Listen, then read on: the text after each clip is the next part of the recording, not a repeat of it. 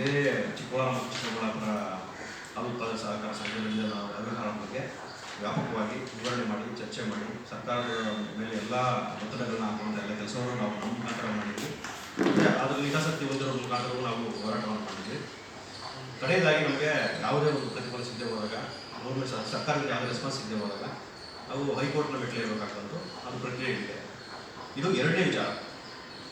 ಅಂದರೆ ಈ ವಿಚಾರ ಇಡಿಯವರು ಈಗೇನು ಪ್ರಸ್ತುತ ಏನು ಕ್ರಮ ತಗೊಂಡಿದ್ದಾರೆ ಇವರು, ಅಂದರೆ ಲೋಕಾಯುಕ್ತದವರು ವಿಚಾರಣೆ ಮಾಡಬೇಕು ಅಂತ ಹೇಳಿ ಪರ್ಮಿಷನ್ಗೋಸ್ಕರ ಲೆಟರ್ ಕೊಟ್ಟಿದ್ದಾರೆ. ಈಗ ಮಾನ್ಯ ಪೊಲೀಸ್ ಮಹಾನಿರ್ದೇಶಕರಿಗೆ ಈ ಪ್ರೊಸೀಜರ್ ನಡೆಯೋದಕ್ಕಿಂತ ಮುಂಚೆ, ಇಡೀ ದಾಳಿ ನಡೆಯೋದಕ್ಕಿಂತ ಮುಂಚೆ ಇದರಲ್ಲಿ ಸೆಪ್ಟೆಂಬರ್ ನೇಮಕಾತಿ ಎಲ್ಲಿ ಒಂದು ಹಗರಣದ ವಾಸನೆ ಇದೆ ಅನ್ನೋದನ್ನ ಇದೇ ನಮ್ಮ ಸಮಾನ ಸೇರಿ ಮಾಧ್ಯಮದ ಮುಖಾಂತರವಾಗಿ ಸಮಾಜ ಮಾಧ್ಯಮದ ಮುಖಾಂತರವಾಗಿ ಹೊರಗೆ ತಂದಿದ್ದೀವಿ. ಅದೇ ವಿಷಯ ನಾವು ಹೇಳಿರುವಂಥ ಸಂಭಾವ್ಯ ವ್ಯಕ್ತಿಗಳು ಏನು ಪಟ್ಟಿ ತಯಾರಿಸಿದ್ರು, ನಾವು ಒಂದು ನಮ್ಮ ಆಪ್ತ ಮೂಲಗಳಿಂದ ಪಡ್ಕೊಂಡಿದ್ದ ಮಾಹಿತಿ ನೇಮಕಾತಿ ಪಟ್ಟಿ ಫೈನಲ್ಸ್ ಆಗೋಕ್ಕಿಂತ ಮುಂಚೆ ಅದೇ ಮಾಹಿತಿಯಿಂದ ನಾವು ಹೇಳಿರೋದನ್ನೇ ಇಲ್ಲಿ ಮ್ಯಾಚ್ ಆಗಿದೆ. ಇಲ್ಲಿ ಅದೊಂದು ವಿಷಯ. ಆಮೇಲೆ ಒಂದು ಒಳ್ಳೆ ವಿಷಯ ನೋಡಿದ್ದಾರೆ ಅಂದರೆ ಅದ ನಂತರ ಇಡೀ ರೈಡ್ ಹಿಡಿದಿದೆ. 150 ಕೋಟಿಗೂ ಹೆಚ್ಚಿನ ಲ್ಯಾಂಡ್ ಅಲಾಟ್ಮೆಂಟ್ ಅನ್ನೋ ವಿಷಯಕ್ಕೆ ಸಂಬಂಧಪಟ್ಟಂತೆ ಇಡೀ ರೈಡು ಮನೆಯಲ್ಲಿ ಮತ್ತು ಅವರ ಆಪ್ತರ ಮೇಲೆ ನಡೆದಂಥ ಸಂದರ್ಭದಲ್ಲಿ ಸಿಕ್ಕಿರುವಂಥದ್ದು ಈ ಒಂದು ಏನೋ ಪ್ರಕರಣ, ಅಂದರೆ ನೇಮಕಾತಿ ಪ್ರಕರಣದ ಅವ್ಯವಹಾರವನ್ನು ಇಡಿಯವರು ಏನು ಮಾಡ್ತಾರೆ, ಲೋಕಾಯುಕ್ತಕ್ಕೆ ಲೆಟರ್ ಹಾಕ್ತಾರೆ ಸರ್ಚ್ ಮಾಡಿರ್ತಾರೆ. ಆ ಲೋಕಾಯುಕ್ತರು ಏನು ಮಾಡ್ತಾರೆ, ಈಗ ಪೊಲೀಸ್ ಮಹಾನಿರ್ದೇಶಕರಿಗೆ ಪರ್ಮಿಷನ್ ಕೇಳ್ತಾರೆ. ಈಗ ನಡೆದಿರುವಂಥ ವಿಚಾರ. ಈ ವಿಷಯವನ್ನು ನಾವು ಇಡಿ ರೈಡ್ ಮಾಡೋದಕ್ಕಿಂತ ಮುಂಚೆ ಹೇಳಿದ್ವಿ. ಇದೇ ವಿಷಯವನ್ನು ಎಲ್ಲ ಕಡೆ ವ್ಯಾಪಕವಾಗಿದೆ. ಇದು ನಮಗೆ ಕೊನೆ ಸರಿ ಕೂಡ ಸರ್ಕಾರ ನಾವೇನು ಮತ್ತೆ ಇಲ್ಲಿ ಪ್ರೆಸ್ಪೆಕ್ಟ್ ಮಾಡ್ತಾ ಇರೋದೇನಪ್ಪ ಅಂತಂದರೆ, ನಾವು ಮಾಡ್ತಿರೋಂಥ ಎಲ್ಲ ಆರೋಪಗಳಲ್ಲಿ ಅನ್ನೋದಕ್ಕಿಂತ ಮುಂಚೆ ಆರೋಪ ಸಾಬೀತಾಗಿರೋ ಆರೋಪಗಳನ್ನು ಕ್ರಮ ತಗೊಳ್ಳಿಲ್ಲ. ಈಗ ನಾವು ಇಲ್ಲಿ ಮತ್ತೆ ಈಗ ಒಂದು ಏನೋ ತನಿಖೆಗೆ ವ್ಯಾಪಕವಾಗಿ ತನಿಖೆ ಆಗಬೇಕು ಅಂತ ಪೊಲೀಸರು ಕೇಳಿ ಲೆಟರ್ ಬಂದಿದ್ದಾರಲ್ಲ, ಪೊಲೀಸ್ ಮಹಾನಿರ್ದೇಶಕರನ್ನ ಕೇಳಿದಾರಲ್ಲ, ಯಾರು ಕರ್ನಾಟಕ ಕೋಲಾರ ಲೋಕಾಯುಕ್ತ ಕಚೇರಿಗಳು, ಅದನ್ನು ದಯವಿಟ್ಟು ಕೂಡಲೇ ಚುರುಕುಗೊಳಿಸಿ ಈಗಿನೊಂದು ಸಾವಿರಾರು ಲಕ್ಷಾಂತರ ಸಂಖ್ಯೆಯಲ್ಲಿ ನೇಮಕಾತಿಗೆ ಅಂದರೆ ಸರ್ಕಾರದ ಉದ್ಯೋಗ ಆಕಾಂಕ್ಷಿಗಳಿಗೆ ಒಂದು ನಿರಾಶೆಯನ್ನು ಮೂಡಿಸಿದೆ. ದಯವಿಟ್ಟು ಒಂದು ತಪ್ಪಿತಸ್ಥರಿಗೆ ಶಿಕ್ಷೆ ಆಗಿ ಮತ್ತೆ ಒಂದು ಹೊಸ ನೇಮಕಾತಿಯನ್ನು ಮಾಡಿ ಎಲ್ಲ ಒಂದು ಸಾರ್ವಜನಿಕರಲ್ಲಿ ನೇಮಕಾತಿಗಳ ಬಗ್ಗೆ ಈಗಾಗಲೇ ಜನ ಎಲ್ಲರೂ ಬೇಸತ್ತೋಗಿದ್ದಾರೆ. ಅಂದರೆ ವಿಶೇಷವಾಗಿ ಅಭ್ಯರ್ಥಿಗಳ ಒಂದು ಸಮೂಹ ಏನಿದೆ, ಉದ್ಯೋಗಾಕಾಂಕ್ಷಿಗಳ ಸಮೂಹ, ಅದಕ್ಕೆ ಮತ್ತೆ ನೀವು ಒಂದು ಭರವಸೆಯನ್ನು ಕೊಡುವಂಥ ಕೆಲಸ ಮಾಡಬೇಕು, ಇದನ್ನು ಚುರುಕು ಮಾಡಬೇಕು ಅಂತ ನಾವು ಈ ಪ್ರಜಾಜಾಗೃತಿ ವೇದಿಕೆ ಮುಖಾಂತರವಾಗಿ ನಿಮ್ಮ ಮುಖಾಂತರವಾಗಿ ಮಾಧ್ಯಮದವರು ಅತಿ ವ್ಯಾಪಕವಾಗಿ ಪ್ರಚಾರ ಮಾಡಿ ಇನ್ನೂ ಸರ್ಕಾರದ ಗಮನಕ್ಕೆ ಬೇಗ ತರಬೇಕು ಅಂತ ಕೇಳ್ಕೊತಾ ಇದ್ದೀವಿ. ಧನ್ಯವಾದಗಳು. ಮತ್ತು ಇನ್ನೊಂದೇನೆಂದರೆ, ನಾವು ಈ ಪಟ್ಟಿ ತಂದಾಗ ಇದು ಬೋಗಸ್ ಪಟ್ಟಿ ಅಂದ್ಬಿಟ್ಟು ಒಂದು SPI ಹತ್ರ ಕಂಪ್ಲೇಂಟ್ ಕೊಡ್ತಿದ್ರು, ಇದು ಬೋಗಸ್ ಅಂತ. ಒಂದು ವೇಳೆ ಇದರಲ್ಲಿರೋದು 50% ಮ್ಯಾಚ್ ಆದರೆ ನಾನು ರಾಜೀನಾಮೆ ಕೊಡ್ತೀನಿ ಅಂತ ಹೇಳಿದ್ರು ನಂಜೇಗೌಡ, ನಾನು ಶಾಸಕ ಸ್ಥಾನಕ್ಕೆ ಮತ್ತು ಅಧ್ಯಕ್ಷ ಸ್ಥಾನಕ್ಕೆ. ಬರೀ 50% ಅಲ್ಲ, 100% ಈ ಪಟ್ಟಿಯಲ್ಲಿ ಏನಿದೆ ಅದೇ ನೇಮಕಾತಿ ಆಗಿದ್ದಾರೆ. ಆದರೂ ಕೂಡ ರಾಜೀನಾಮೆ ಕೊಡ್ತಿಲ್ಲ. ನಾವೀಗ ಈ ಮುಖಾಂತರ ನಾವು ರಾಜೀನಾಮೆ ಒತ್ತಾಯಿಸ್ತೇವೆ. ಮತ್ತು ಈಗ ನಮ್ಮ ಕರ್ನಾಟಕ ಭೀಮಾರ್ಮಿ ಅಧ್ಯಕ್ಷರಾದಂಥ ರಾಜಗೋಪಾಲ್ ಅವರಿಗೆ ಸ್ವಾಗತ. ಈಗ ಈ ಪ್ರಕರಣದ ಕುರಿತು ನಮ್ಮ ಕರ್ನಾಟಕ ಭೀಮಸೇನೆ ರಾಜ್ಯಾಧ್ಯಕ್ಷರಾದಂಥ ಶಂಕರ್ ರಾಮನಿ ಮಾತಾಡ್ತಾರೆ. ಆತ್ಮೀಯ ಮಾಧ್ಯಮ ಮಿತ್ರರಿಗೆ ಧನ್ಯವಾದಗಳು. ಈ ದಿನ ನಾವು ಬೆಂಗಳೂರಿನ ಪ್ರೆಸ್ ಮೀಟ್ನಲ್ಲಿ ಈ ಒಂದು ಪ್ರೆಸ್ ಮೀಟ್ ಕರೆದಂತಹ ಉದ್ದೇಶ, ಈಗಾಗಲೇ ನಮ್ಮ ಮಾಧವಾನಂದವರು ಬಹಳ ಸಮಗ್ರವಾಗಿ ವಿಷಯಗಳನ್ನು ಪ್ರಸ್ತಾಪ ಮಾಡುವ ಮೂಲಕ ನಮ್ಮ ಮುಂದೆ ಇಟ್ಟಿದ್ದಾರೆ. ಈ ಒಂದು ಹಾಲು ಒಕ್ಕೂಟದ ನೇಮಕಾತಿ ಹಗರಣದಲ್ಲಿ ಈಗಾಗಲೇ ತಮಗೆ ದಾಖಲಾತಿಗಳನ್ನು ಸಹ ಬಿಡುಗಡೆ ಮಾಡಿದರೆ 100ಕ್ಕೆ 100ರಷ್ಟು ಹಗರಣ ಆಗಿದೆ. ಇದಕ್ಕೆ ನೇರ ಹೊಣೆ ಮಾಲೂರು ಶಾಸಕರಾದ ನಂಜೇಗೌಡರು.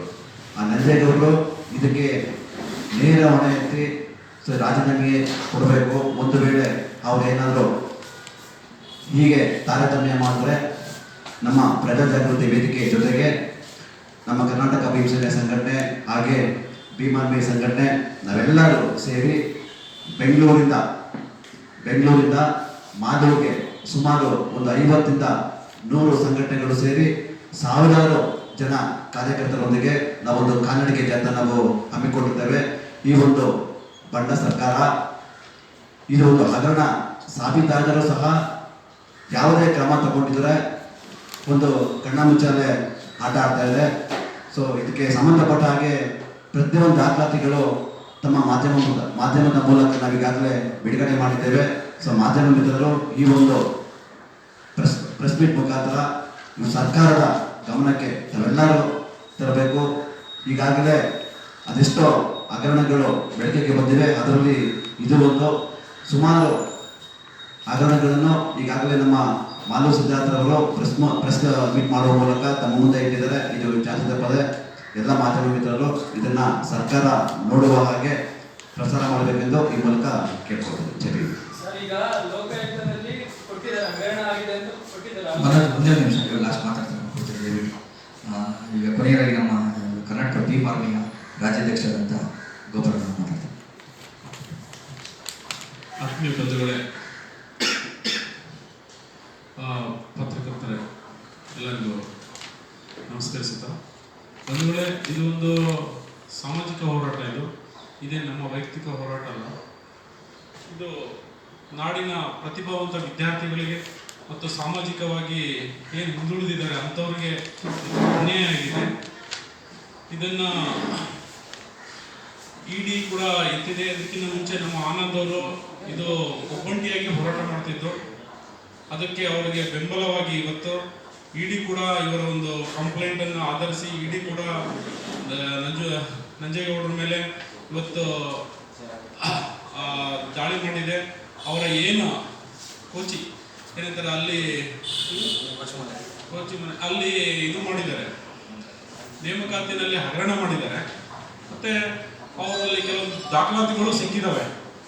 ಇಡಿ ಕೂಡ ವರದಿ ಕೊಟ್ಟಿದೆ ತಪ್ಪಿಸ್ತರು ಅಂತ ಹೇಳ್ಬಿಟ್ಟು. ಲೋಕಾಯುಕ್ತ ಕೂಡ ಇದು ಮಾಡಿದ್ದಾರೆ. ಇವತ್ತು ಇನ್ನೂ ಬೇಜವಾಬ್ದಾರಿಯಿಂದ ಆರಾಮಾಗಿ ಓಡಾಡ್ಕೊಂಡಿದ್ದಾರೆ.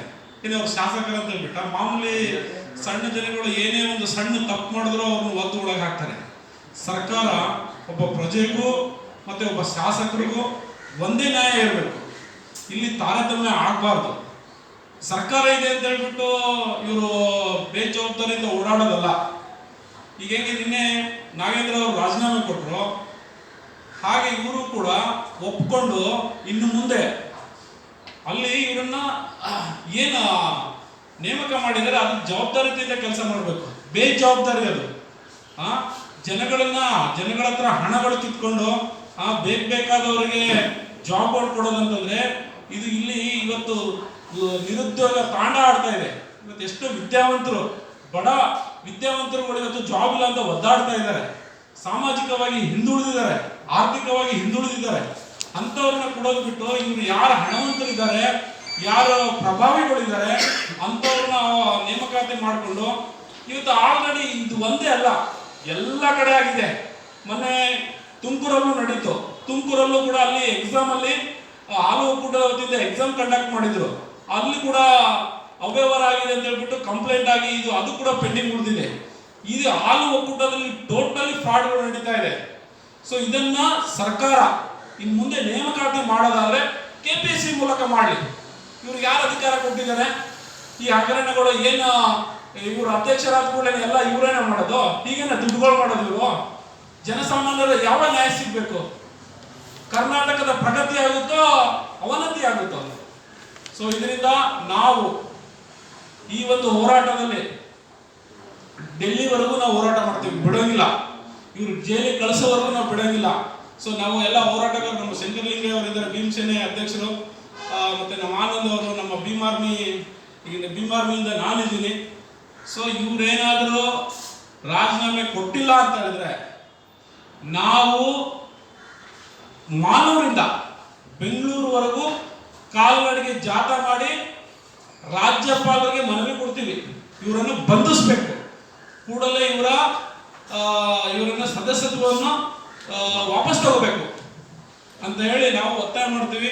ಈ ಮೂಲಕ ನಾವು ಈ ಹೋರಾಟ ಇದೆ ತಾವು ಎಲ್ಲ ತಮ್ಮ ಪತ್ರಿಕೆಗಳಲ್ಲಿ ಪ್ರಕಟಿಸಬೇಕಂತ ಈ ಮೂಲಕ ಮನವಿ ಮಾಡ್ತೀವಿ. ತಮ್ಮ ಪ್ರಶ್ನೆಗಳೇನಾದ್ರು ದಯವಿಟ್ಟು